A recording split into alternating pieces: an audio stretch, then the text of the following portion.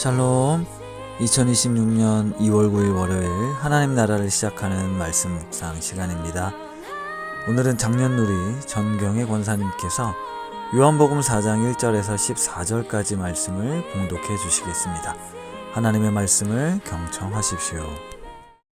예수께서 제자를 삼고 세례를 베푸는 것이 요한보다 많다 하는 말을 바리새인들이 들은 줄을 주께서 아신지라. 예수께서 친히 세례를 베푸신 것이 아니요 제자들이 베푼 것이라. 유대를 떠나사 다시 갈릴리로 가실새 사마리아를 통과하여야 하겠는지라. 사마리아에 있는 수가라 하는 동네에 이르시니 야곱이 그 아들 요셉에게 준 땅이 가깝고 거기 또 야곱의 우물이 있더라. 예수께서 길 가시다가 피곤하여 우물 곁에 그대로 앉으시니 때가 6시쯤 되었더라. 사마리아 여자 한 사람이 물을 기르러 왔음에 예수께서 물을 좀 달라 하시니 이는 제자들이 먹을 것을 사러 그 동네에 들어갔음이러라. 사마리아 여자가 이르되 당신은 유대인으로서 어찌하여 사마리아 여자인 나에게 물을 달라 하나이까 하니 이는 유대인이 사마리아인과 상종하지 아니함이러라. 예수께서 대답하여 이르시되 내가 만일 하나님의 선물과 또 내게 물 좀 달라 하는 이가 누구인 줄 알았더라면 내가 그에게 구하였을 것이요 그가 생수를 내게 주었으리라. 여자가 이르되 주여 물기를 그릇도 없고 이 우물은 깊은데 어디서 당신이 그 생수를 얻게 싸움나이까. 우리 조상 야곱이 이 우물을 우리에게 주셨고 또 여기서 자기와 자기 아들들과 짐승이 다 마셨는데 당신이 야곱보다 더 크니이까? 예수께서 대답하여 이르시되 이 물을 마시는 자마다 다시 목마르려니와 내가 주는 물을 마시는 자는 영원히 목마르지 아니하리니 내가 주는 물은 그 속에서 영생하도록 솟아나는 샘물이 되리라. 아멘. 2026년을 시작하면서 어제까지 6주간 높은 뜻 정신을 설교했습니다. 그 첫 시작은 신령과 진정으로 예배하는 교회였는데 그때 설교의 본문이 바로 오늘 본문에 등장하는 사마리아 수가성 여인과 예수님의 대화였습니다. 내일 하나씩 담당자가 한 번 더 설교를 하겠지만 하나님이 찾으시는 예배자가 바로 수가성 여인과 같은 존재였습니다. 우리는 그동안 하나님이 찾으시는 예배자는 뭔가 능력이 있고 자격이 되고 잘 준비된 자를 찾으신다라고 착각했습니다. 사마리아 수가성 여인은 누가 봐도 하나님이 찾으실 만한 이유가 없는 개인적으로 문제나 사연이 많은 그런 여인이었습니다. 그러나 이 여인을 직접 찾아오신 예수 그리스도를 통해서 이것이 바로 기독교가 갖는 매우 독특한 은혜의 장면임을 알 수 있게 됩니다.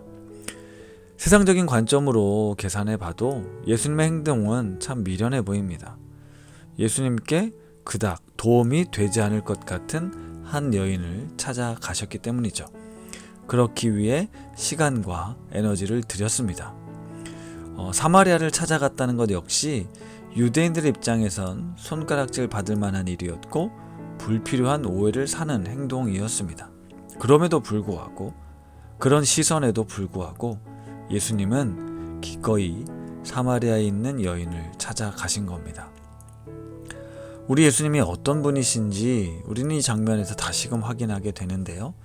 바로 한 사람, 한 영혼에게 우리 예수님은 관심을 갖고 있습니다. 목회자로서 이 부분을 정말 주목하고 본받고 싶은데요. 저 역시도 사람들의 인기나 명성에 영향을 받습니다. 누군가 나를 특별하다고 인정해주고 나를 응원하고 지지하는 사람들이 많아진다는 건 기분 좋은 일입니다. 또 그런 이들과 함께 있으면 내가 뭔가 대단한 존재인 것처럼 느껴지게 되고 또 그런 분들에게 계속적으로 영향을 미치면서 나의 존재감을 확대해 나가는 것은 인간적인 본성적 욕망이라고 할 수 있죠. 예수님께서 육신을 입고 이 땅에 오셨을 때는 하나님의 아들로서 많은 사람들에게 구원을 주시기 위함이었습니다. 그러니까 많은 사람들에게 영향을 미치고 구원에 이르도록 하기 위해선 더 많은 사람들에게 효율적으로, 효과적으로 자신의 능력을 보여주고 자신의 존재를 각인시켜야 됩니다. 그러려면 그를 따르는 사람들이 점차 확산되도록 하는 것이 당연한 전략일 수 있죠. 그렇게 유대 지역을 넘어 이스라엘 전역에 예수님이 하나님의 아들이시다, 그분은 우리를 구원할 메시아다, 그분에겐 매우 특별한 능력이 있다라는 소문이 쫙 퍼지게 하는 것, 충분히 그럴 수 있었습니다. 그리고 시간이 지나면 이스라엘 구석구석 예수님에 대한 소문이 전해졌을 겁니다. 하지만 예수님의 행동을 보면 그런 전략적 방법을 사용하지 않습니다. 오늘 1절에 예수님께서 제자를 삼고 세례를 베푼 이들이 세례 요한보다 많다라는 말들이 돌기 시작했습니다. 바리새인들까지 듣게 되었다는 건 예수님의 존재가 떠오르고 있었다라는 건데요. 당시 세례 요한은 이스라엘의 매우 유명한 인물이었죠.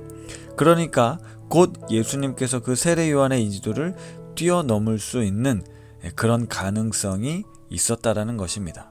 그런데 그러던 중에 오늘 3절에 보면 예수님은 유대를 떠나서 다시 갈릴리로 가십니다. 자신의 인기가 막 올라갈 때 더 그것들을 채우려 하지 않고 오히려 갈릴리로 떠나시는데요. 갈릴리로 가는 길에 사마리아를 통과하며 한 여인을 만나십니다. 말로 닿을 수 없는 가슴 아픈 사연을 지녔던 한 여인, 사람들의 눈을 피해 대낮에 물을 길러오는 기구한 여인의 삶을 찾아가셔서 영원히 목마르지 않을 생수를 전해주십니다.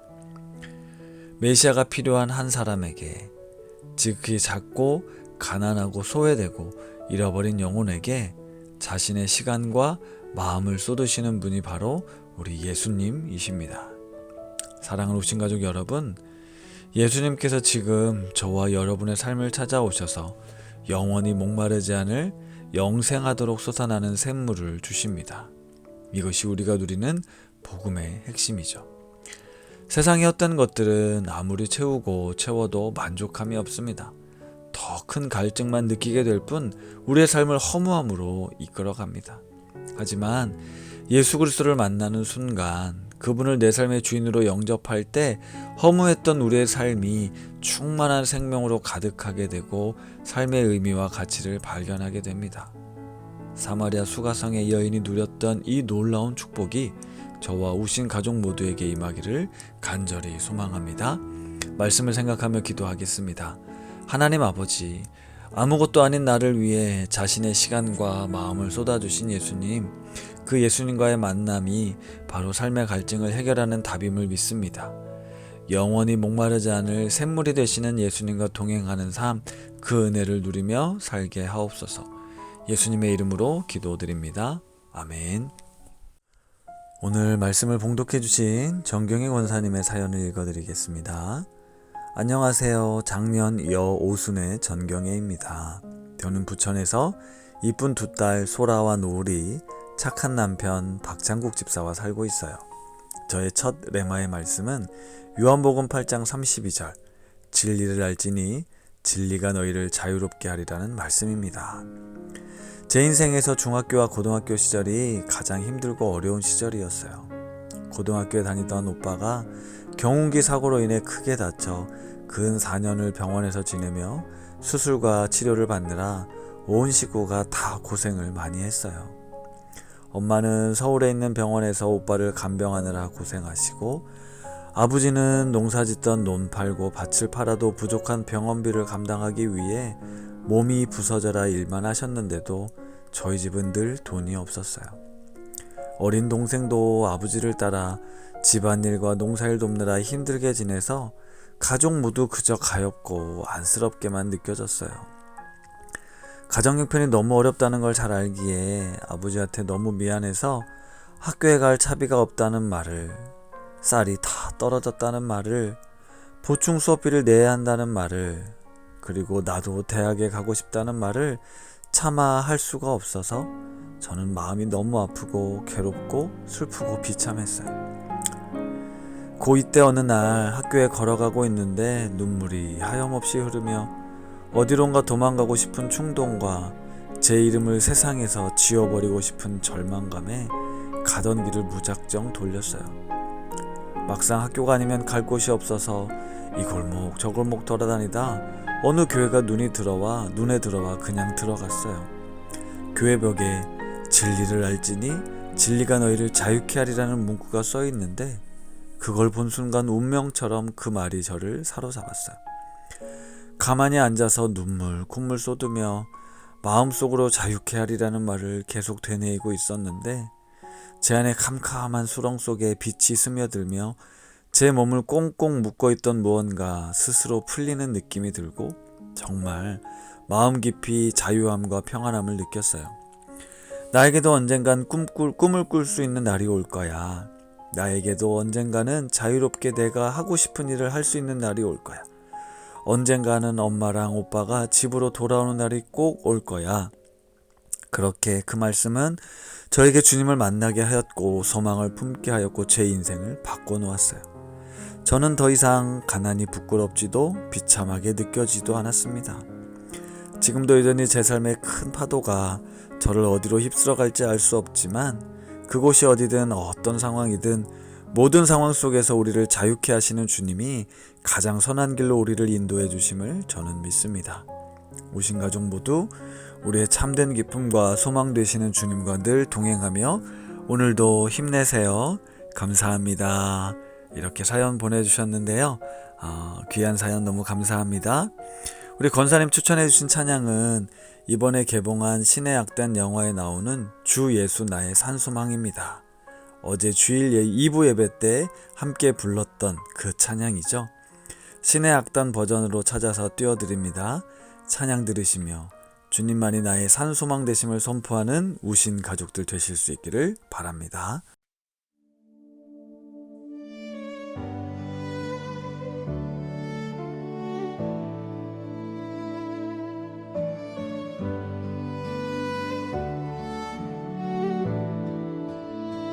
깊은 절망의 수렁 가운데 주님께 닿을 수 없던 우리 어두운 밤 중에 하늘을 향해 주의 이름 나 부를 때 어둠을 뚫고 오신 주 사랑 나의 절망 거두셨네 주님의 공로 다 이루셨네 주 예수 나의 산소망 그 누가 주의 자비를 다 알아 한없이